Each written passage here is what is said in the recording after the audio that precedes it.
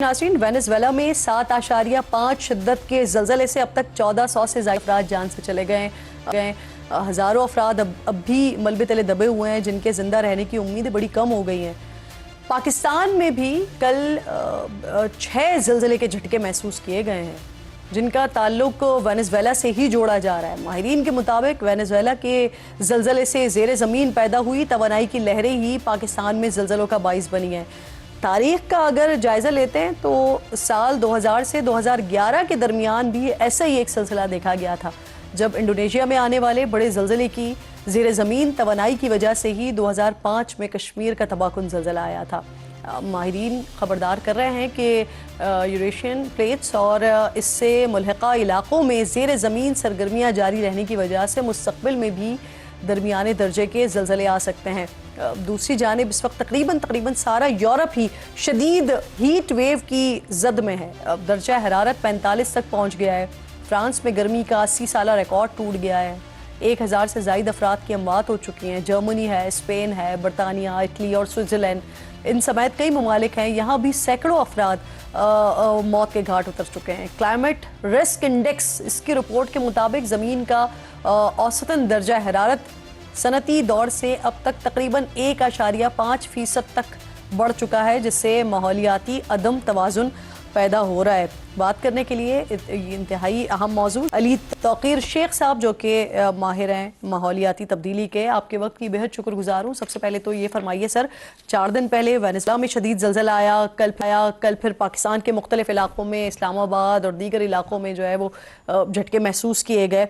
माहिरीन ये कह रहे हैं कि वेनेजुएला के जलजले के से ज़ेर ज़मीन जो तवानाइयाँ पैदा हुई हैं, उसी का ही असर है जो पाकिस्तान में जलजलों का बाइस बन रही हैं। और इसी तरह का पैटर्न मैंने अभी तस्करा भी किया, हमने 2000 से 2011 के दरमियान में भी देखा था, जब इंडोनेशिया में जलजला आया। उसके बाद फिर 2005 में पाकिस्तान का एक खतरनाक जलजला हमने देखा था, तबाहकुन जलजला देखा था। तो क्या वाकई इस बार भी यही कंटिन्यूटी बन रही है? मैंने बहुत शुक्रिया मौका देने का और थैंक यू ये क्वेश्चन पूछने का। इसका जवाब तो कोई साइंटिस्ट दे सकेगा जिनका मुझे बेहतर मालूम हो।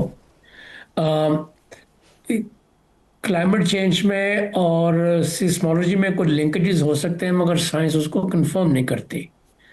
जो चीज़ मैं आपके साथ कंफर्म कर सकता हूँ, वो अगर मुझे इजाज़त दें तो मैं वेनेजुएला से निकल के आपको हेटी और न्यूजीलैंड में लेके जाना चाहता हूँ, जहाँ चूंकि अगर खुदा न खास्ता हमारे यहाँ जल्जला आए तो आपके क्वेश्चन पूछने का मकसद ये है कि लोगों की अवेयरनेस हो कि वो अपने आप को कैसे प्रोटेक्ट कर सकते हैं।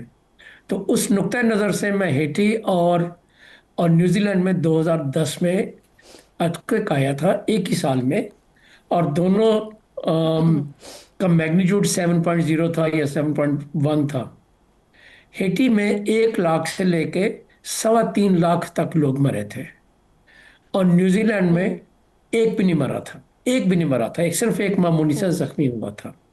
और लोग जो उस चीज़ को एट्रीब्यूट करते हैं वो दो चीज़ों के साथ करते हैं और आपस में बहुत ज़्यादा लिंक्ड है। और जब मैं लोग कह रहा हूँ उससे मैं साइंटिफिक कम्युनिटी की बात कर रहा हूँ, चूँकि खुद मेरा तल्लक साइंटिफिक रिसर्च के साथ है, तो मैं साइंस तक अपनी ऑब्जर्वेशन को करता हूँ।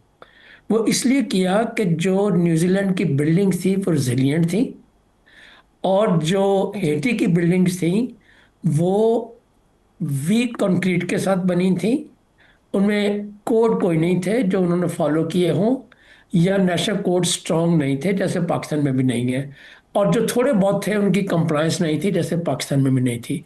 तो रिजल्ट हुआ कि जब जल्जले के झटके आए तो वो सारा कुछ कोलैप्स कर गया, इंक्लूडिंग उनकी जो ऑफिशियल बिल्डिंग थी, सुप्रीम कोर्ट थी, प्रेसिडेंट का ऑफिस था, उनके घर थी, उनकी रेजिडेंस थी, उनकी अपनी फैमिली थी। No compare that with New Zealand, जहां पे ये सब जी। कुछ था। क्लाइमेट रेजिलिएंट बिल्डिंग थी हम्म। या डिजास्टर रेजिलिएंट बिल्डिंग थी, जी। उनके कोड स्ट्रांग थे, उनकी कंप्लायंस स्ट्रांग थी, उनकी प्रिपेयर्डनेस बेहतर थी, और उस वजह से जी। उनको 3 या 3.25 लाख लोग नहीं मरे। अब एक बात उसकी एक जी फंडामेंटल है जो अली तौफीक फाउंडेशन है साहब, जो मेरा सवाल भी साथ साथ लीजिए सर, क्योंकि एक तरफ हम जलजले देख रहे हैं, दूसरी तरफ हीट वेव, और ऐसे कंट्रीज जहां पर साल के 12 महीने मौसम ठंडा रहता था वहां पर 40 और 45 तक दर्जा हरारत का जाना और 1500 लोगों का अभी तक उससे मारे जाना। तो ये क्लाइमेट चेंजेस ये किस तरह से हो रही हैं, और ऐसे इलाकों में जो ठंडे रहा करते थे वहां पर हो रहे हैं? मैं मैडम उसी तरफ आता हूँ, एक फिक्र में आपके मैं हीट वेव की तरफ आ जाता हूँ। और उनकी बिल्डिंग के जी कंप्लाई रेजिलिएंट होने में न्यूजीलैंड में, और रेजिलिएंट होने में जो मेन फैक्टर था, उनकी जो पॉपुलेशन थी वो 99% एजुकेटेड थी, स्किल्ड थी, इन चीज़ों को फॉलो कर सकती थी, और हेटी में नहीं थी। अब वही हाल हीट वेव की सूरत में पाकिस्तान में रिस्क होता है। जब हीट वेव ज़्यादा फ्रीक्वेंटली आती हैं और ज़्यादा प्रोलॉन्ग पीरियड के लिए आती हैं, तो हमारी बिल्डिंग जो हैं वो लोगों को हीट से प्रोटेक्ट नहीं करती। हमारे यहाँ फॉरेस्ट नहीं है जो शेड क्रिएट कर सकें, और हमारे यहाँ वो लिटरेसी लेवल वो नहीं है, लोगों का स्किल सेट वो नहीं है, एजुकेशन सिस्टम वो नहीं है कि जी जिसकी वजह से लोग अपने आप को प्रोटेक्ट हाँ कर सकें। एक बार छोटी सी आपको एग्जांपल देना जी चाहता हूँ। पाकिस्तान जी सर, में, मेरे पास क्योंकि वक्त बहुत ज्यादा कम है, मैं गुजारिश करूंगी आपसे कि जो मैंने सवाल किया उसका अगर आप मुख्तसर जवाब दे दें, मैंने अगला सवाल भी करना है, क्लोज करना है। मुख्तर सवाल यह है कि जी हीट वेव की प्रिपेयर्डनेस पाकिस्तान में बहुत वीक है। अगर वो आती है तो हमारे यहाँ लॉसेस हाई होंगे, unless we educate and sensitise our population. और education is the most important building block, specially for girls, women and children. और इस वक्त जो सैलाब का और हीट वेव का मजीद खदशा जाहिर किया जा रहा है पाकिस्तान में। जी, पाकिस्तान की वल्नरेबिलिटी बहुत हाई है। आपकी बात का जो मकसद है वो ये है। और अ, उसका जो एक ही इलाज है हमारे पास, ये है कि अपनी रेजिलियंस में इन्वेस्ट करें, लोगों को प्रोटेक्ट करें, आपके प्रोग्राम और इस किस्म के बाकी प्रोग्रामों के थ्रू आप इन्वेस्ट करने की बात कर रहे हैं, उनकी लेकिन अवेयरनेस यहाँ तो बढ़ाएं। अगले साल के लिए जो बजट है मौसमियाती तब्दीली के हवाले से, उसमें हुकूमत ने 60% कटौती कर दी है, और इस वक्त हम वल्नरेबल पोजीशन पे खड़े हुए हैं, जहाँ सैलाब भी है, जहाँ हीट वेव भी है, जिसने पाकिस्तान को मुतासर करना। क्लाइमेट चेंज में और सिस्मोलॉजी में कुछ लिंकेजेस हो सकते हैं, मगर साइंस उसको कंफर्म नहीं करती। जो चीज़ मैं आपके साथ कंफर्म कर सकता हूँ, वो अगर मुझे इजाज़त दें तो मैं वेनेजुएला से निकल के आपको हेटी और न्यूजीलैंड में लेके जाना चाहता हूँ। जहाँ, चूंकि अगर खुदा न खास्ता हमारे यहाँ ज़ल्ज़ला आए, तो आपके क्वेश्चन पूछने का मकसद ये है कि लोगों की अवेयरनेस हो कि वो अपने आप को कैसे प्रोटेक्ट कर सकते हैं। तो उस नुक्ता नज़र से मैं हेटी और न्यूजीलैंड में 2010 में अर्थक्वेक आया था, एक ही साल में। और दोनों का मैग्नीट्यूड 7.0 था या 7.1 था।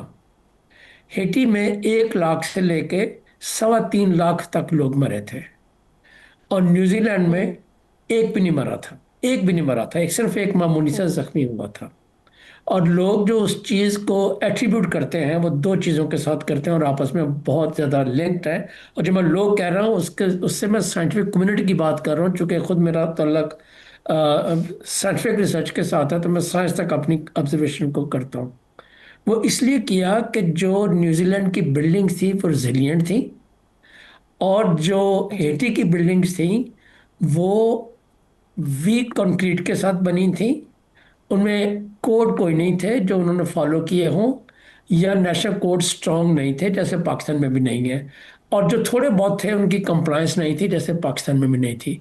तो रिजल्ट हुआ कि जब जल्जले के झटके आए तो वो सारा कुछ कोलैप्स कर गया, इंक्लूडिंग उनकी जो ऑफिशियल बिल्डिंग्स थी, सुप्रीम कोर्ट थी, प्रेसिडेंट का ऑफिस था, उनके घर थी, उनकी रेजिडेंस थी, उनकी अपनी फैमिली थी। No compare that with New Zealand, जहां पे ये सब जी कुछ था।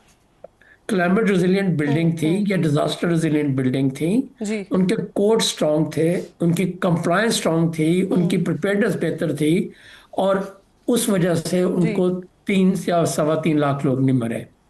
अब एक बात उसकी एक जी फंडामेंटल है जो अली तौफीक फाउंडेशन है साहब, जो मेरा सवाल भी साथ साथ लीजिए सर, क्योंकि एक तरफ हम जलजले देख रहे हैं, दूसरी तरफ हीट वेव, और ऐसे कंट्रीज जहां पर साल के 12 महीने मौसम ठंडा रहता था वहां पर 40 और 45 तक दर्जा हरारत का जाना और 1500 लोगों का अभी तक उससे मारे जाना। तो ये क्लाइमेट चेंजेस ये किस तरह से हो रही हैं, और ऐसे इलाकों में जो ठंडे रहा करते थे वहां पर हो रहे हैं?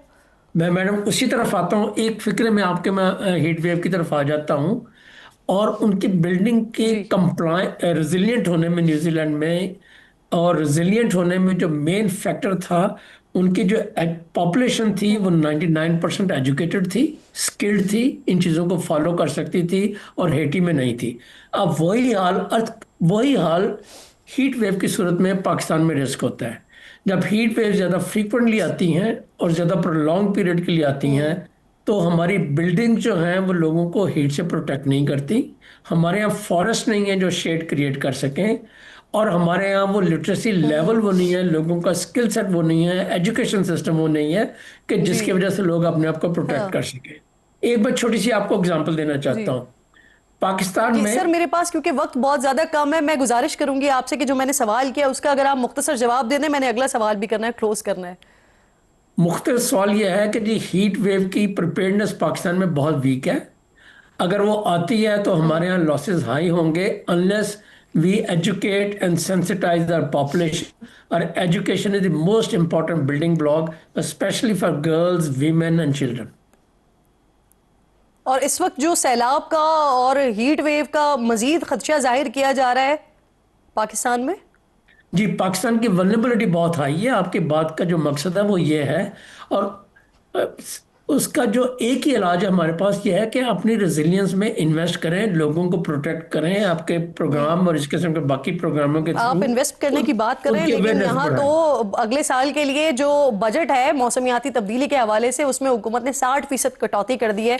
और इस वक्त हम वल्नरेबल पोजीशन पे खड़े हुए हैं, जहाँ सैलाब भी है, जहाँ हीट वेव भी है, जिसने पाकिस्तान को मुतासर करना है। बहुत बहुत शुक्रिया आपका अली तौकीर शेख, आप साथ मौजूद थे। अल्लाह ताला रहम के मामलात फरमाए। वक्त खत्म हो गया प्रोग्राम का, इंशाल्लाह नाज़रीन से मुलाकात होगी जुमे को।